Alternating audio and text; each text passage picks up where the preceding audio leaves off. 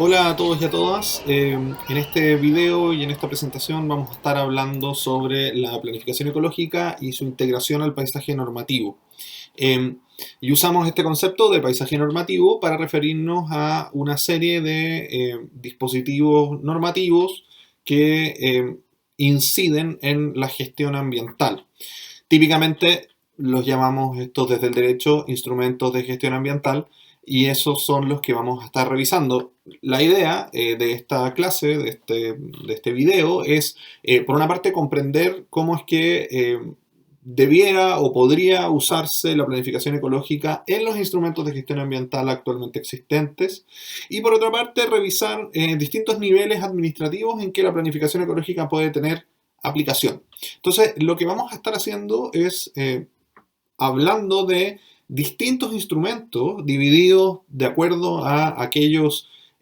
organismos que tienen la potestad de dictar estos instrumentos o de ordenar estos instrumentos y ver cómo en cada uno de esos casos podría incorporarse la planificación ecológica como una de las bases para la toma de decisiones. Ahora, para hablar de eso, tenemos que revisar algunos conceptos generales. Y el primer concepto general que tenemos que revisar es el de instrumentos de gestión ambiental. Acá pueden ver una definición que tiene el profesor Jorge Bermúdez. Él dice que son el conjunto de medidas de variado orden destinadas al logro de finalidades de protección y mejoramiento ambiental. Dentro de estas medidas de variado orden, así lo explica Bermúdez en su libro, hay algunas que son instrumentos de gestión propiamente normativos y otros instrumentos de gestión que no son normativos. En el caso nuestro, en lo que vamos a estar revisando, vamos a revisar esos instrumentos cuando son normativos. Entonces, cuando tienen un respaldo legal y una potestad pública asociada que significa la posibilidad de una actuación que va a tener un impacto sobre el territorio y por lo tanto que esa actuación con impacto sobre el territorio puede o debe incorporar la planificación ecológica en su, en su razonamiento, en su manera de dictarse. ¿Por qué? Bueno, primero, por la existencia de un principio que se llama el principio de coordinación administrativa. Y el principio de coordinación administrativa, si bien ha tenido diversas maneras de entenderse, y aquí en la lámina pueden ver uno de esos conceptos, contiene en sí mismo una idea que es que la información que está a disposición de los organismos públicos, sea que esté a disposición de unos o varios organismos públicos, debería ser integrada por todos ellos a la hora de tomar decisiones. Entonces, han habido casos bastante importantes en el último tiempo en la jurisprudencia chilena que han hecho eco de este principio de cooperación administrativa de coordinación administrativa para, por ejemplo, entender que si hay un organismo administrativo que declara que un humedal es un humedal que tiene eh, cierta importancia y que debe protegerse de cierta manera, no es razonable que cuando otro organismo administrativo tome una decisión sobre ese humedal, no incorpore las variables que el primero ya hizo suyas para efectos de determinar que ese humedal, por ejemplo, tenía alguna importancia. Pero eso sucede o debiera suceder en muchos casos, donde existe una información que puede estar dispersa en organismos del Estado, pero que debiera ser traída a la decisión de aquel que está aplicando una determinada norma, aquel que está dictando un instrumento de gestión ambiental. ¿Por qué? Bueno, primero porque existe obviamente una cuestión de buena administración en el hecho de que esta información que está en el poder del Estado sea utilizada para la toma de decisiones. En segundo lugar, porque existe una posibilidad mayor con esta coordinación administrativa y esta cooperación entre los organismos administrativos, existe una posibilidad mayor de que se supere una asimetría de información que en cuestiones ambientales está siempre muy presente, que tiene que ver con que los organismos del Estado no tengan en general la mejor información o la completa información respecto del territorio y en cambio aquellos que están, por ejemplo, proponiendo un proyecto sí tengan esa información o aquellos que habitan un territorio sí tengan esa información. en muchas partes, en muchas políticas públicas, en muchas normas, existen disposiciones que permiten captar esa información para que el Estado la tenga y luego la pueda usar. Por ejemplo, las participaciones ciudadanas son uno de esos espacios donde se capta mucha información que es parte del saber tradicional de los territorios. Y entonces esa información que viene captada por el Estado, de acuerdo al principio de coordinación, debiera ser usada para la toma de distintas decisiones. Pasa algo similar con la planificación ecológica. Acá en la planificación ecológica hay un trabajo científico y también hay un trabajo de recopilación de información del territorio que ha pasado por varios procesos también de participación con distintas personas e instituciones que están interesadas en el asunto, y toda esa captura de información trabajada por el equipo que hizo los estudios de planificación ecológica debería de alguna manera ser utilizada por el Estado para distintos ámbitos de toma de decisiones. Y esto además se enmarca en una cuestión que tiene que ver con la discrecionalidad de los órganos de la administración del Estado. O sea, los órganos de la administración del Estado, muchas de las potestades que tienen son potestades que tienen algún grado de discrecionalidad. Vale decir que en alguna parte de la toma de decisión, quien está tomando la decisión puede optar entre distintas variables. No tiene un resultado preconfigurado a propósito de un determinado camino reglado para tomar esa decisión, sino que al tomador o la tomadora de decisiones le llega una cantidad de información sobre un asunto y con esa cantidad de información debe tomar una decisión que puede ser una decisión en el camino A, en el camino B o en el camino C. Y ese camino A, camino B o camino C tiene que estar justificado. Hay una necesidad de razonabilidad en la decisión que toma la administración del Estado. Y la decisión que toma la administración del Estado, para ser razonable, tiene que incorporar la información disponible. Y aquí es donde se cruzan entonces las cosas que hemos estado hablando anteriormente. Cuando él o la tomadora de decisiones utiliza su discrecionalidad, requiere de la mejor información disponible. Y en ese sentido, la planificación ecológica es uno de los elementos con muy buena información que puede o debe usar para tomar su decisión. El hecho de que yo use las palabras puede o debe tiene que ver con que no hay una resolución en este minuto, no hay una norma tampoco que obligue a el uso de la planificación ecológica y por lo tanto decir que es un deber podría ser complejo, sin perjuicio de lo cual, a mi juicio personal, existe ese deber y ese deber está sustentado precisamente en el principio de coordinación administrativa. Vamos a ver entonces los distintos niveles y los distintos organismos que debieran incorporar la planificación ecológica en su toma de decisiones. Primero que nada tenemos al Ministerio de Medio Ambiente. Y ahora lo que vamos a hacer de aquí en adelante es revisar organismo por organismo cuáles son los instrumentos de gestión en los cuales podría incorporarse la planificación ecológica. Intentaré no ser reiterativo en la manera en que explico cómo es que debe integrarse la planificación ecológica, porque,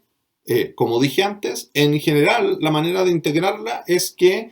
esté puesta a la vista de él o la tomadora de decisiones en el minuto en que va a tomar la decisión y que luego la decisión esté basada en la planificación ecológica o al menos se sustente en ella o razone de por qué no la va a tomar en cuenta. Pero evidentemente la planificación ecológica es un instrumento que tiene una síntesis de información que va a ser muy útil para la toma de decisiones, por ejemplo, en el caso del Ministerio de Medio Ambiente, normas de calidad ambiental, normas de emisión, planes de prevención y descontaminación, planes de medición y control, planes de manejo, en el Fondo de Protección Ambiental, en los planes de recuperación, conservación y gestión de especies en categorías de conservación, en la evaluación ambiental estratégica, en la educación ambiental y en la definición de áreas protegidas. Y aquí di una serie larga de instrumentos de gestión ambiental, puesto que el Ministerio de Medio Ambiente es uno de los organismos que tiene más instrumentos de gestión ambiental, por razones evidentes que tienen que ver con las competencias del Ministerio de Medio Ambiente. Ahora, en todos estos, en las normas de calidad, las normas de emisión, los planes, etc., se requiere de una información localizada para una mejor decisión. Entonces, por ejemplo, cuando yo estoy hablando de normas de calidad ambiental, muchas de las normas de calidad ambiental están circunscritas a un área específica. Por ejemplo, una norma de calidad ambiental de aguas puede ser una norma de calidad ambiental de un río, una norma de calidad ambiental de un lago, y para que la decisión que se está tomando respecto de esa norma de calidad sea una decisión adecuada y mejor documentada, la planificación ecológica va a ser fundamental, porque va a entregar cuestiones como cuáles son las vulnerabilidades que existen en los distintos territorios que rodean este lago, y también cuáles son los servicios ecosistémicos que están asociados a cada uno de esos territorios, y por lo tanto también nos permite ver cuáles son los riesgos que existen en los distintos tipos de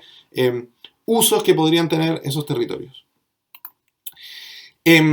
Eso por poner un ejemplo que tiene que ver con las normas de calidad, pero cuestiones similares suceden en las normas de emisión, en los planes de prevención y en los otros instrumentos de gestión ambiental que tiene el Ministerio de Medio Ambiente a su haber. Me quiero detener también en el Fondo de Protección Ambiental, porque cuando estamos hablando del Fondo de Protección Ambiental, lo que sucede con este fondo es que la priorización, por ejemplo, de los proyectos que se van a financiar a través del Fondo de Protección Ambiental podría estar alimentada por la priorización de los usos territoriales en el lugar donde esos fondos quieren llevarse a cabo, donde esos proyectos que requieren de fondos quieren llevarse a cabo. Entonces, por ejemplo, si yo estoy presentando un proyecto para la recuperación o la restauración de un ecosistema, ese proyecto, en la medida en que esté vinculado con una planificación ecológica que diga que ese mismo territorio, su uso prioritario debería ser el de restauración o el de recuperación, entonces voy a estar, digamos, el Fondo de Protección Ambiental debería poder cruzar esa información y observar que este proyecto que yo estoy presentando para cumplir precisamente con la priorización que hace la planificación ecológica es un proyecto que está adecuado a la política pública y que por lo tanto debería tener también una priorización para ser financiado. O sea, la planificación ecológica le debiera servir a quienes presentan proyectos para entender también qué tipo de proyectos y en qué territorios pueden ser priorizados por el Ministerio de Medio Ambiente y al Ministerio de Medio Ambiente para tomar decisiones que se alineen con esta política pública que tiene que ver con la planificación ecológica. El otro punto que obviamente tiene, sin perjuicio que todos estos instrumentos de gestión ambiental tienen su importancia, el otro que quiero destacar es la definición de las áreas protegidas, puesto que la planificación ecológica nos permite observar cuáles áreas debieran priorizarse a efectos de ser protegidas. Y eso es una información que en este minuto no tiene la Administración del Estado y que gracias a la planificación ecológica se levanta y puede estar a su disposición, de manera también de reducir la carga administrativa que significa hacer los estudios para generar áreas protegidas. Cada generación de un área protegida tiene una serie de pasos y una serie de estudios, muchos de ellos que hace el propio Ministerio de Medio Ambiente, otros que se encargan a terceras partes o a otros organismos del Estado, y una planificación ecológica bien hecha, la planificación ecológica como se ha mostrado en los videos anteriores, tiene la potencialidad de servir de base para esta definición de las áreas protegidas, sin perjuicio de que haya que hacer ulteriores estudios sobre las áreas que se quieren proteger, pero por lo menos entregando los primeros antecedentes que puedan ser utilizados para definir y priorizar cuáles van a ser las áreas que se van a proteger. Pasemos a un segundo órgano que tiene un instrumento donde puede y debiera utilizar la planificación ecológica, que es el Ministerio de Defensa. El Ministerio de Defensa hace el otorgamiento y genera las condiciones de las concesiones marítimas, y en este otorgamiento y en las condiciones que pone para las concesiones marítimas, recordemos que las concesiones marítimas no son solamente en el mar, sino que también en el borde costero, también la integración de las lógicas de la planificación ecológica le permitiría tomar mejores decisiones sobre qué espacios efectivamente dan en concesión, qué espacios no debieran darse en concesión y qué condiciones hay que poner en esos espacios de acuerdo a la información que la propia planificación ecológica entregue sobre los territorios donde se están pidiendo esas concesiones marítimas. En el caso del Ministerio de Agricultura, el Ministerio de Agricultura tiene una potestad que tiene que ver con las bonificaciones forestales, donde también la integración de la planificación ecológica sería muy trascendental. Esto a propósito de que las bonificaciones forestales se solicitan en distintos territorios y en distintos espacios físicos de esos territorios, espacios sobre los cuales el Ministerio, nuevamente, como he dicho desde el principio, no tiene la información suficiente sobre efectivamente cómo funciona ese territorio y tampoco cuáles son las prioridades de uso que deberían dársele a esos territorios, y la planificación ecológica le permite tener esa información. Y por lo tanto, por ejemplo, le permite negarse a dar bonificaciones forestales en sectores donde, por ejemplo, existe un problema de escasez hídrica y entonces hay una necesidad de que se haga una restauración ecosistémica de esos espacios, que son parte de la información que puede aparecer en la planificación ecológica. El Comité de Ministros para el Turismo es otro organismo que podría y debería utilizar la planificación ecológica cuando hace las declaraciones de zonas de interés turístico, y en esto me remito a la misma idea que vimos respecto de las áreas protegidas sobre el conocimiento territorial a la hora de declarar efectivamente una zona como de interés turístico o no.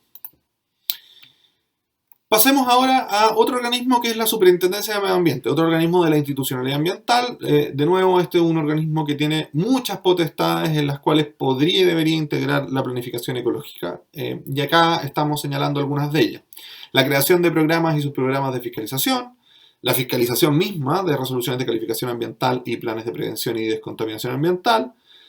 la calificación a la hora de observar que hay una infracción, la calificación de la sanción y la significancia que tenga el daño ambiental, y las consideraciones que puede incorporar en los planes, en los programas de cumplimiento. Todo esto, de nuevo, porque sabiendo cuáles, por ejemplo, son las vulnerabilidades que existen en un territorio y los usos prioritarios que hay en un territorio, es más posible para la Superintendencia de Medio Ambiente fijar, por ejemplo, programas de fiscalización que ayuden a proteger aquellos territorios que están más degradados, evitar que se sigan degradando, y por otra parte también proteger aquellos territorios que están más prístinos y que por lo tanto existe una recomendación de la planificación ecológica en el sentido de que se conserve, que se protejan esos territorios, protegerlos, a su vez, la Superintendencia de Medio Ambiente, mediante la fiscalización de aquellos procesos industriales que estén en un área cercana y que podrían eventualmente generar una degradación de estos territorios que debieran ser protegidos, o una mayor degradación de los territorios que ya están degradados. En cualquier caso, el conocimiento sobre el territorio que entrega la planificación ecológica le permite a la Superintendencia de Medio Ambiente tener una mejor visión panorámica del área que está planificada para efectos de hacer de manera más inteligente, más estratégica, sus programas de fiscalización y también las propias fiscalizaciones. Ahora, en lo que dice relación con los programas de cumplimiento y la calificación de sanciones, en ambos casos también entendiendo que el daño que un incumplimiento se produce en un área con determinadas características que están levantadas en la planificación ecológica, le permite simplificar también a la Superintendencia del Medio Ambiente la necesidad de entender las variables territoriales para efectos de calificar una sanción, o para efectos de calificar una infracción, o para efectos de aprobar o desaprobar un programa de cumplimiento. El Servicio Agrícola y Ganadero es otro organismo administrativo que tiene potestades que son interesantes en este sentido y que debieran integrar la planificación ecológica. Tiene medidas en las cuales debe considerar la protección de la flora y la fauna, y debe promover medidas de conservación del suelo y el agua. De nuevo, cuestiones que están levantadas como variables de servicios ecosistémicos del territorio en la planificación ecológica, y que por lo tanto el Servicio Agrícola y Ganadero puede utilizar para esta toma de decisiones. Algo similar sucede con la CONAF. La CONAF una de sus grandes potestades es la entrega, la aprobación de los planes de manejo, y una de sus grandes funciones es el manejo sostenible de los ecosistemas forestales, donde en ambos espacios entender la dinámica territorial desde la planificación ecológica le serviría para tomar mejores decisiones. Lo mismo pasa con los fondos de conservación, así como expresé anteriormente respecto de los fondos de protección ambiental y de las bonificaciones forestales. También en los fondos de conservación entender el lugar, el territorio y la utilidad que tendrían determinados proyectos mejora las posibilidades de que ese uso de recursos públicos sea un uso eficiente y bien enfocado para efectos del cumplimiento de las políticas públicas que se están empujando. La Dirección General de Aguas es un organismo que tiene al menos dos potestades en las cuales nos parece que la planificación ecológica debiera ser integrada. Primero, en la planificación que se hace del recurso, y esto es la política pública de aguas que dicta la Dirección General de Agua. Y en segundo lugar, en la consideración de caudales ecológicos. Y en la consideración de caudales ecológicos particularmente puede ser muy importante observar no solo el resultado de la planificación ecológica, sino que también las distintas capas de esta planificación. Y entender entonces cómo, por ejemplo, los servicios ecosistémicos asociados a los recursos hídricos están en algún grado de degradación y por tanto, o cómo la biodiversidad en sectores aledaños a los cauces, por ejemplo, está en algún grado de degradación y por lo tanto, cómo es que una conservación de un caudal ecológico mínimo con ciertas características en esos espacios podría ayudar a mejorar ya sea el ciclo hídrico en esa cuenca, ya sea la conservación de la biodiversidad en los sectores ribereños. Vamos a pasar ahora a un segundo set de instrumentos en los cuales la planificación ecológica puede ser usada. Antes vimos en general instrumentos de gestión ambiental y ahora vamos a observar la planificación ecológica en instrumentos de planificación urbana.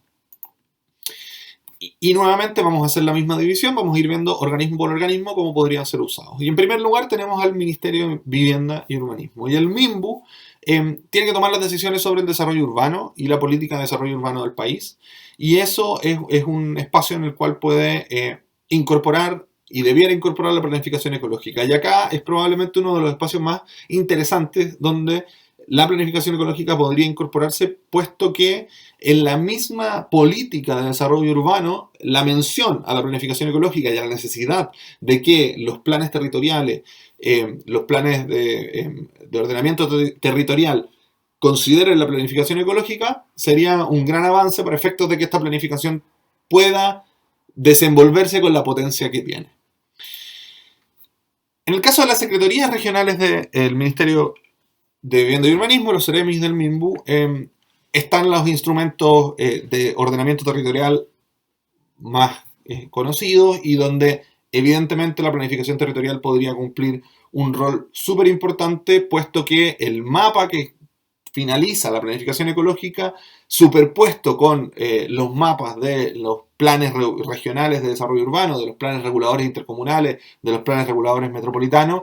nos podría dar muchas pistas incluso sobre por qué, por ejemplo, hay espacios que están degradados o espacios que debieran conservarse. Y sobre todo nos da muchas pistas y le da al tomador de decisiones o la tomadora de decisiones mucha información sobre cuáles deberían ser los usos que se permiten en determinados territorios a propósito de lo que la planificación ecológica ha ya estudiado y levantado. Por lo tanto, este cruce de información es probablemente uno de los cruces más significativos para efectos de el uso adecuado de la planificación ecológica. En el caso de los gobiernos regionales también tienen algunas potestades en las cuales la planificación ecológica puede ser fundamental. Nos basamos específicamente en las estrategias regionales de desarrollo y los planes regionales de ordenamiento territorial. En ambos casos, la planificación ecológica sirve como base para el plan de ordenamiento territorial, por supuesto, como dije antes, y en el caso de las estrategias regionales de desarrollo, puesto que la planificación ecológica permite entender de nuevo, cómo hay algunos servicios ecosistémicos que están siendo afectados o cuáles, en qué espacios debieran potenciarse ciertas actividades de conservación y de protección, y por lo tanto, para efectos de que la estrategia regional de desarrollo esté bien equilibrada y otorgue posibilidades de desarrollo sustentable, debiera observar la planificación ecológica. Vamos al último de los organismos que podría utilizar la planificación ecológica, debiera utilizar la planificación ecológica, que son los municipios. Los municipios también tienen potestades respecto del ordenamiento territorial, los planes reguladores comunales, y en los planes reguladores comunales hay varias distintas variables de esos planes reguladores que debieran incorporar la planificación ecológica. Por supuesto, la zonificación, pero también los límites urbanos, también las normas de edificación y también las condiciones urbanísticas. En todos ellos, la información que entrega la planificación ecológica puede ser fundamental para tomar mejores decisiones que permitan efectivamente el desarrollo sustentable de las comunas. Además, las comunas los municipios pueden integrar ideas y conceptos de la planificación ecológica a la hora de utilizar otros instrumentos como son el plan de desarrollo comunal, las reservas naturales municipales y las ordenanzas municipales, sobre todo las ordenanzas ambientales. En todas ellas, la base territorial, el levantamiento de información y el mapeo de esa información que significa la planificación ecológica va a permitir a los municipios tomar mejores decisiones, decisiones más informadas, más fundadas y que por lo tanto les permitan avanzar en variables de desarrollo sustentable o sostenible hacia el futuro. Creemos firmemente que la planificación ecológica es un instrumento que puede ser de mucha utilidad para los tomadores de decisiones, para que sus decisiones sean mejores. Creemos que la planificación ecológica puede aumentar la eficiencia en la toma de decisiones ambientales por parte de la administración del Estado, pero sobre todo creemos que la planificación ecológica tiene un gran valor para incorporar en esa toma de decisiones el conocimiento del territorio. Y por lo tanto, y de eso ha tratado esta clase, creemos que en todos estos instrumentos de gestión ambiental puede y debe incorporarse el conocimiento que está en la planificación ecológica. Muchas gracias.